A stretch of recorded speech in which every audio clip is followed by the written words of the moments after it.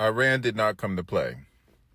Iran did not come to play. Israel done fucked up.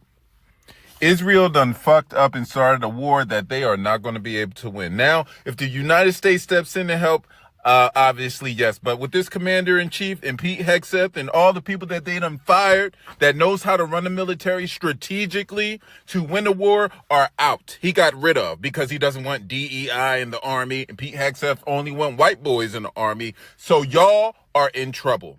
Pull your troops out. If you have children that are in the military, they need to get out now. They need to get out now because, baby, we are going to war. We are going to war. This is not fear-mongering. Iran did not come to play. Did y'all see the missiles that rained down on Israel today in Tel Aviv? Did you see the missile raining down on Israel? They have not come to play. See, Israel has been bullying Gaza. Now they're getting bullied by Iran because Iran is not playing with them. They killed 10 Israelis today in strikes that rained down, and they're not finished. That was just because they bombed civilians and stuff in their land. Iran has a right to defend itself, just like Israel has a right to defend itself. Now, if y'all going to go tick for tat, war for war, they're going to need backup. This is the time that they really going to need motherfucking backup. That's why you say, France is going to step in and try to protect Israel. But they already told France's ass, if you intervene, we coming after you too. We launching motherfucking rockets your way too. The U.S. has been warned as well. They said if the U.S. interfere, we coming at your motherfucking ass too. We tired of y'all motherfuckers bullying us. And until you get the motherfucking hit, we going to be coming at y'all ass full fucking force. And we going to be taking all of this motherfucking shit down. Y'all done picked the fight with the wrong motherfuckers. That's all. And I was saying that to my homie the other day. I was like, they don't know who the fuck they just started a fight with. Iran will fuck Israel up if the United States does not step in. That's the only way that they're going to stand a chance. Trump going to have to step up and be a commander-in-chief instead of being a commander-in-thief. You know what I'm saying? Instead of trying to steal innocent people's tax dollars and trying to push through this crooked satanic bill so that you can rip and shut down. You're going to need these services because you're going to need civilians to win this war and protect your rich ass and your rich buddies. Because I'm telling you right now, the U.S. interfered with this Iran war. We're going into World War III. Russia already said that they're going to back Iran. China said that they're going to back Iran. And you don't want to go to war with either one of those countries. You don't want any one of those to step in and start no damn war. So the United States' hands is kind of tied. They know that we got an idiot in office. They know that he's controlled by money. He's sitting up there in a bunker somewhere talking about something. It's just a phone call.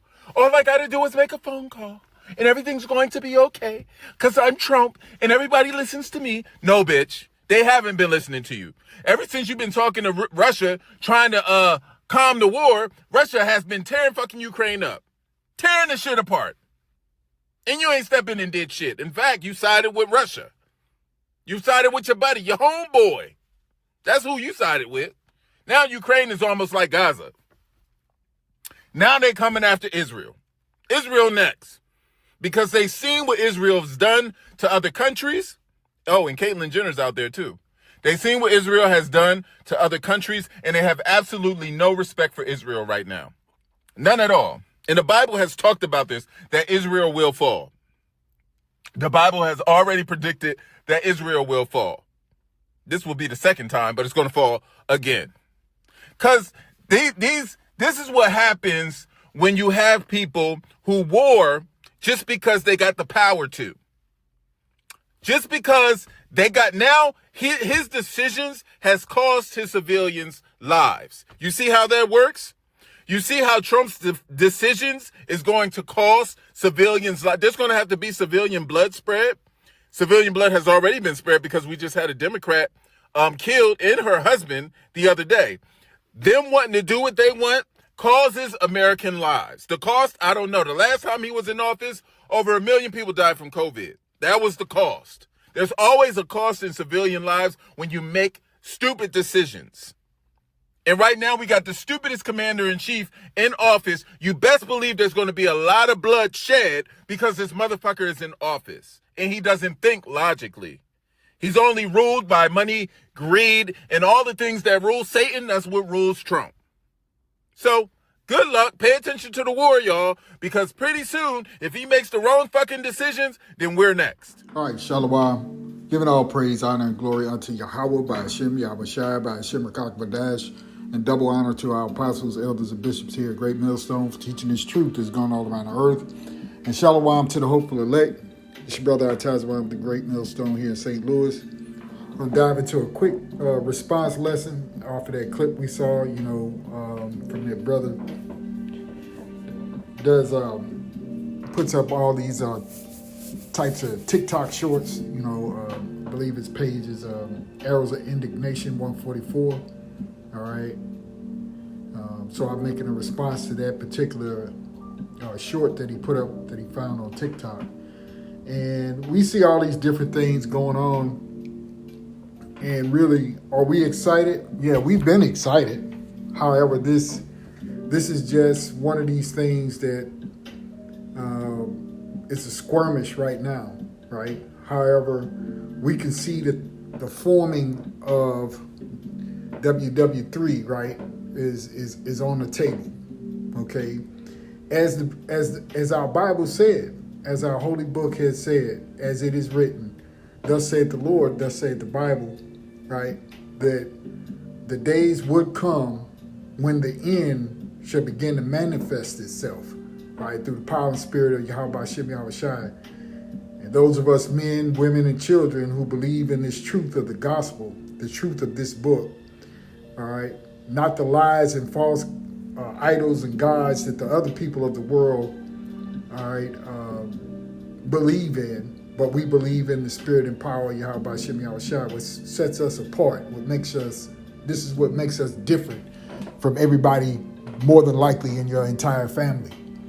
Okay, so what we're going to do here is get a few scriptures dealing with some of the prophecies spoken of concerning these different nations over there and those bastards who are dwelling over there, all right, in the land that they call Israel today, all right, and how Gog and Magog is going to be a guard unto all those nations, okay, including Persia, or what you would call Iran.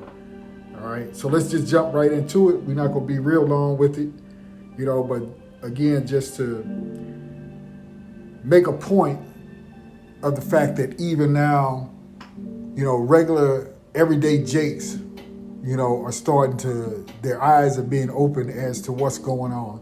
All right, though they may not be in the truth, the Lord is making it plain to even the common everyday Jake, okay, to some who can get it, all right.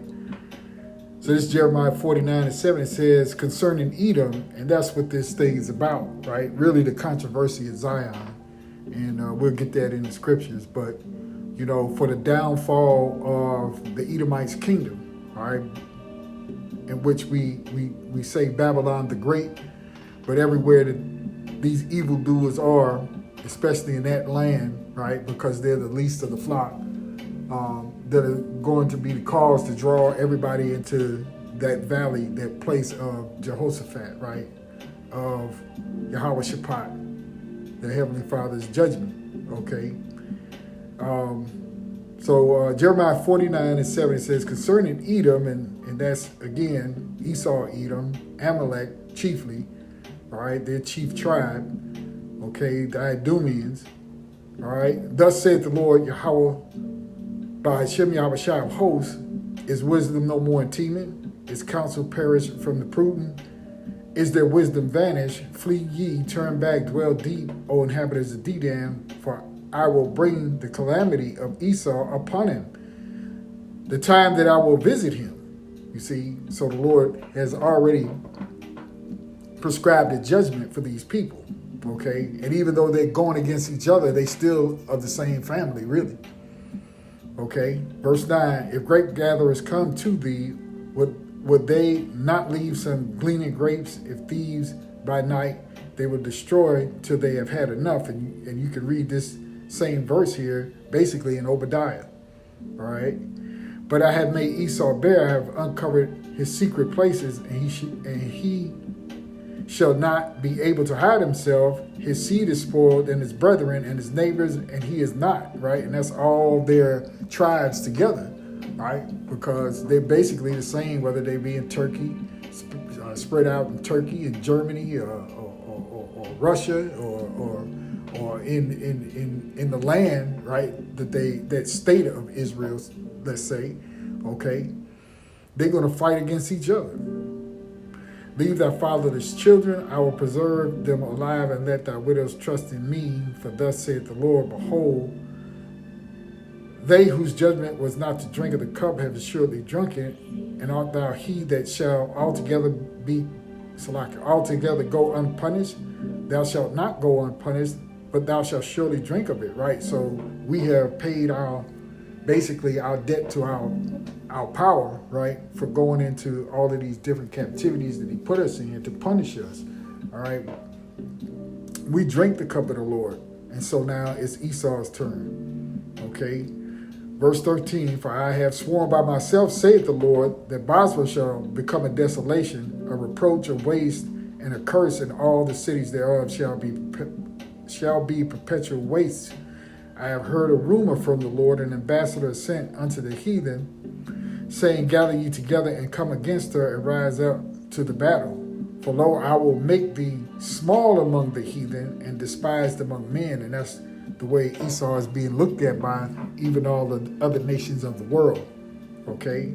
Thy terribleness hath deceived thee, and the pride of thine heart, O thou that dwellest in the clefts of the rocks, that holdeth the height of the hill. Though thou shouldest make thy nest as high as the eagle, I will bring thee down from thence, saith the Lord.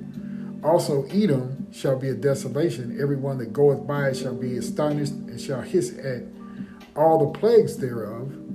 And as in the overthrow of Sodom and Gomorrah and the neighboring cities thereof, saith the Lord, no man shall abide there, neither shall the Son of Man dwell in it. Behold, he shall come up like a lion from the swelling of Jordan against the habitation of the strong, but I will suddenly make him run away from her. And who is a chosen man that I may appoint over her? For who is like me, and who will appoint me the time, and who is thy shepherd? Who is that shepherd that will stand before me? Therefore hear the counsel of the Lord that he hath taken against Edom. Right? So there's nobody that's going to stop the Lord from destroying Esau, Edom. All right, it's already written. It's already in the cards for him. Okay, and his purpose that he hath purposed against the inhabitants of Teman, surely the least of the flock shall draw them out. Surely he shall make their habitations desolate with them. The earth is moved at the noise of their fall. See, their fall, not just Esau, right? But their fall, the whole family of them. At the cry, the noise thereof was heard in the Red Sea. Behold, he shall come up and fly as the eagle, and spread his wings over Bosra.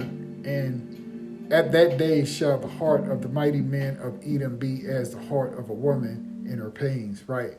So Esau's bitch ass is going to be just that. He's going to cry and gnash in his teeth and wail, all right, because why? The Lord's destruction is upon them. All right, we can read it here in Joel 3, okay, because WW3 is coming, okay. Matter of fact, let's just get that real quick. Let me see here. This is Revelation, let me see here. Chapter 11, verse 11, and it says, and after 3 days and a half, the Spirit of life from the Most High entered into them, and they stood upon their feet, and great fear fell upon them which saw them. Right? That's the Israelites having that breath, that Spirit of the Lord come back in them after the 350 plus years or so roundabout here in Babylon the Great, where none of these people, especially Esau, didn't tell us who we are. Right? So we were dead, although we were alive, right, physically, but we were spiritually dead. Okay. And they heard a great voice from heaven saying unto them, Come up hither. And they ascended up to heaven in a cloud, and their enemies beheld them, and Esau is our enemy. And the same hour was there a great earthquake, and the 10th part of the city fell, and in the earthquake was slain of men 7,000, and the remnant were frightened and gave glory to the power of heaven. The second woe, verse 14, the second woe is past, and behold, the third woe cometh quickly, right? So that destruction will be taking place. Also at the same time, deliverance will come upon those, all right, who are in this truth, right, that you would call the remnant, the elect of the Lord, okay? Now, we'll get back over here to Joel 3:1, and it reads, For behold, in those days and in that time when I shall bring again the captivity of Judah and Jerusalem, right, when we come out of captivity, I will also gather all nations and will bring them down to the valley of Jehoshaphat, and will plead with them there for my people and for my heritage Israel. So the Lord loves Israel, right? The people, okay? That land is ours, and the Lord loves that land, okay? But here we're talking about, in this verse, the people, okay? Whom they have scattered among the nations and parted my land. And who did that? Esau, Edom. They made all of these agreements. You had the Balfour Declaration, all right, that they went back on, right, when they established that place, all right. Verse 3, and they have cast lots for my people, and have given a boy for an harlot, and sold a girl for wine, that they might drink. Yea, and what have ye to do with me, O Tyre, and Zidon, and all the coast of Palestine? Will you render me a recompense? And if ye recompense me swiftly and speedily, will I return your recompense upon your own head? Because ye have taken my silver and my gold, and have carried into your temples my goodly pleasant things. The children also of Judah and the children of Jerusalem have ye sold unto the Grecians, that ye might remove them far from their border, right? And what happened was us being sold that 350 years over here in Babylon, all right, we lost our heritage, you see? So it all ties in together, okay, that these people must pay for what they've done, all right? Verse 7, Behold, I will raise them out of the place whither ye have sold them, and will return your recompense upon your own head. And I will sell your sons and your daughters into the hand of the children of Judah, and they shall sell them to the Sabians, to a people far off, for the Lord hath spoken it. Proclaim ye this among the Gentiles, prepare war, wake up the mighty men, let all the men of war draw near, let them come up, right? These other nations, right? Beat your plowshares into swords and your pruning hooks into spears. Let the weak say, I am strong. And all these other foreign nations, whether it be India or Indonesia and Pakistan and Iran and all these different places, they all have what? Defense capabilities, right? They put a lot of money into their scientists, their developers, their, things that they would do agriculturally. They put a lot of money into their own defense. You see? Assemble yourselves and come, all ye heathen, and gather yourselves together round about. Thither cause thy mighty ones to come down, O Lord. Let the heathen be wakened and come up to the valley of Jehoshaphat, for there will I sit to judge all the heathen round about. Okay, so the Lord is going to bring them down, all right, to fight this great war. You see? Put ye in the sickle, for the harvest is ripe. Come, get ye down, for the press is full. The fat overfloweth, for their wickedness is great. Multitudes and multitudes in the valley of decision, for the day of the Lord is near in the valley of decision. That's what that Jake was talking about, that it was written in the Bible, right? About the final war, right? The sun and the moon shall be darkened, and the stars shall withdraw her shining.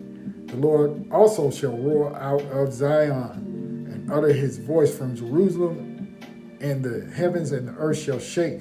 But the Lord will be the hope of his people, and the strength of the children of Israel. So this is all about Israel, right? So-called Negroes, Latinos, Native Americans, right? West Indians, Haitians, Puerto Ricans, Dominicans, okay? North American Indians, as they call them, okay? Verse 17, and the world is awake now. They see what's going on, right? And they know that there's something that's happening that can't be controlled by any kind of king in the earth. You see? Verse 17, so shall ye know that I am the Lord your power, dwelling in Zion, my holy mountain. Then shall Jerusalem be holy, and there shall no strangers pass through her anymore. You see? So this is what the Lord is preparing right before your eyes. And these jakes are waking up and they see it. Okay? Let's go over here to Ezekiel 38. And we read the first 8-9 verses. I think I have tapped here. 7. All right? And this is how you get Russia that's going to be that guard unto these other nations, okay? Especially these other nations who, well, what is it, 7, maybe 7 Islamic nations around about that place over there, okay? And Israel is the least of the flock and going to draw the USA in and all these allied nations that they have, okay?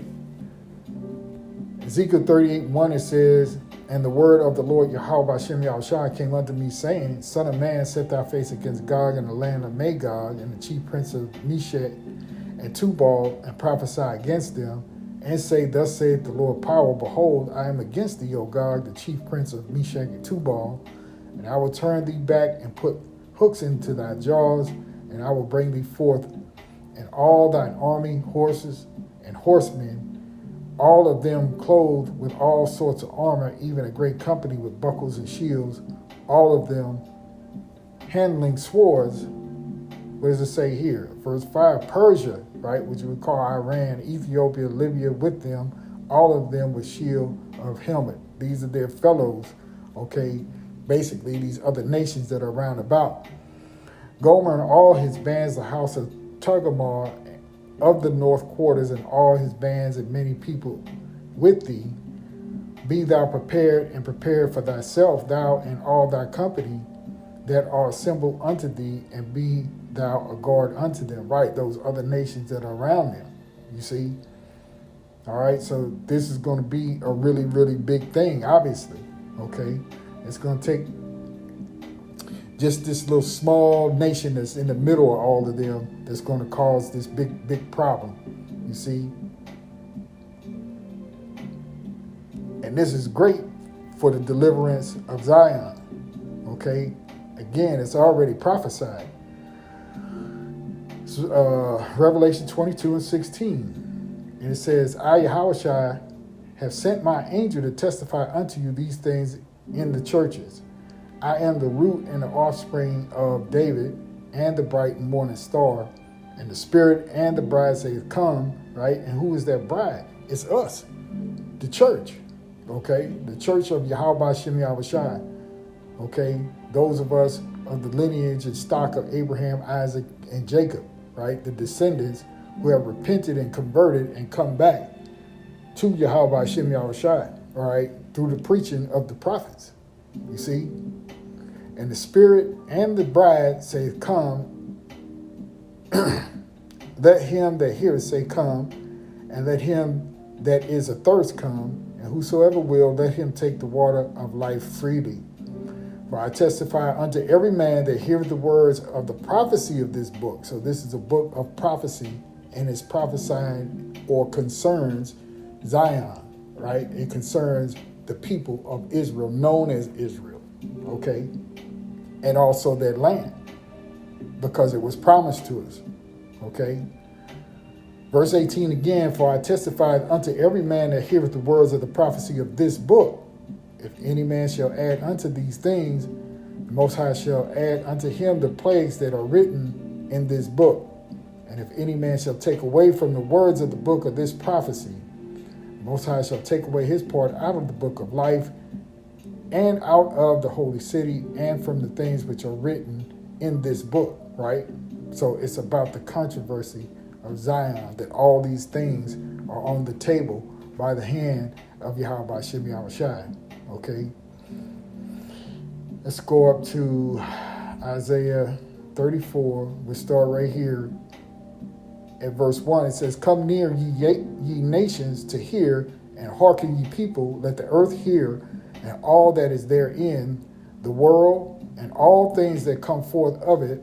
For the indignation of the Lord is upon all nations, and his fury upon all their armies. Right? That's the whole point of World War III. Okay, to settle this, what you would call these other nations who came up against, the Israelites. Okay. For the indignation of the Lord is upon all nations, and his fury upon all their armies. He hath utterly destroyed them. He hath delivered them to the slaughter. Their slain also shall be cast out, and their stink shall come up out of their carcasses, and the mountains shall be melted with their blood. This is the war of all wars, right? Because when Yahushua returns, makes his return where every eye shall see him, they're going to try to fight him, okay? But the Lord is positioning all these nations and moving them closer and closer to the final battle, okay? Verse 4, and all the hosts of heaven shall be dissolved, and the heavens shall be rolled together as a scroll. Why? Because there's going to be nuclear weapons detonated, warheads, right? You see them dropping just bombs now, okay, or missiles, all right? But soon to come will be that fire that will dissolve all things, okay? And this place is going to be hit as well as that place over there and other various places, but absolutely Babylon the Great will be set afire, okay? And all the hosts of heaven shall be dissolved, and the heavens shall be rolled together as a scroll, and all their hosts shall fall down, as a leaf falleth off from the vine, and as a fallen fig from the fig tree, right? Sort of like as John the Revelator said when he saw his vision, all right, about figs falling as if a wind had shaken a tree, paraphrasing, all right, stars falling, you see. For my sword shall be bathed in heaven, behold, it shall come down upon Idumea, which is the Greek way of saying Edom, okay? And upon the people of my curse to judgment. So they're cursed to the Lord's judgment. They shall surely drink of that cup. The sword of the Lord is filled with blood. It is made fat with the fatness, and with the blood of lambs and goats, with the fat of the kidneys of rams. For the Lord hath the sacrifice in Bosra, and a great slaughter in the land of Idumea. Okay, which, Babylon is a big portion of that, right? The USA, okay, where there's going to be slaughter here. And the unicorn shall come down with them, and the bullock with the bulls, and their land shall be soaked with blood, and their dust made fat with fatness. For it is the day of the Lord's vengeance, and the year of recompense. For what reason? For the controversy of Zion. All right. And that's what it is. Okay. We get this last scripture. And this is 2 Ezra 6. I jump in verse 7. And it reads, Then answered I and said, What shall be the part and asunder of times? Or when shall be the end of the first and the beginning of it that followeth? Because after this, right, what do we have? We have the world of the Israelites coming in. You see? Because this is the end of Esau's world. And this is how it's going to go out. With a great bang. Okay? Verse 8, And he said unto me, From Abraham unto Isaac, when Jacob and Esau were born of him, Jacob's hand held first the heel of Esau. For Esau is the end of the world, and Jacob is the beginning of it that followeth. The hand of man is betwixt the heel and the hand. Other questions Ezra asked thou not. I answered then and said, O Lord that beareth rule, if I have found favor in thy sight, I beseech thee, show thy servant the end of thy tokens, whereof thou showest me part of the last night. So he answered and said unto me, Stand upon thy feet, and hear a mighty sounding voice. And it shall be as it were a great motion, but the place where thou standest shall not be moved. And therefore when it speaketh, be not afraid, for the word is of the end. foundation of the earth is understood. And why? Because the speech of these things trembleth and is moved, for it knoweth that the end of these things must be changed.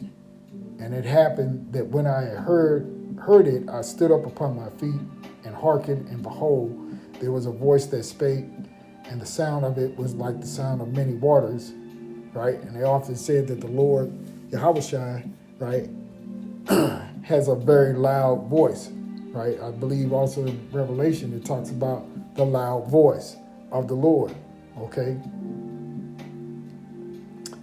Verse 18, and it said, behold, the days come that I will begin to draw nigh, and to visit them that dwell upon the earth, and will begin to make inquisition of them what they be that have hurt unjustly with their unrighteousness, and when the affliction of Zion shall be fulfilled. Right? So we're coming to a close on our punishment. And Esau Edom is coming upon his punishment and destruction. All right? So pretty much that's it. That's all I had on that. You know, I saw that clip pass by brother's page on YouTube and saw that, and you know, through the spirit, it hit me to just put together this short lesson. All right, so everything that we're starting to see form up, we ain't at the end yet. There's a couple other things that got to happen, right? We talk about it on a daily basis. The MOTB, right? The famine of the word, all right, and a couple of other different things prophecy-wise. But you can see everything is starting to come into play. Everything is starting to come into focus, all right? So prepare yourselves out there, right? This is great times that we're living in, right? Our deliverance is near. All praise to the Most High, Yahweh by Shem Yahushua. Shalom.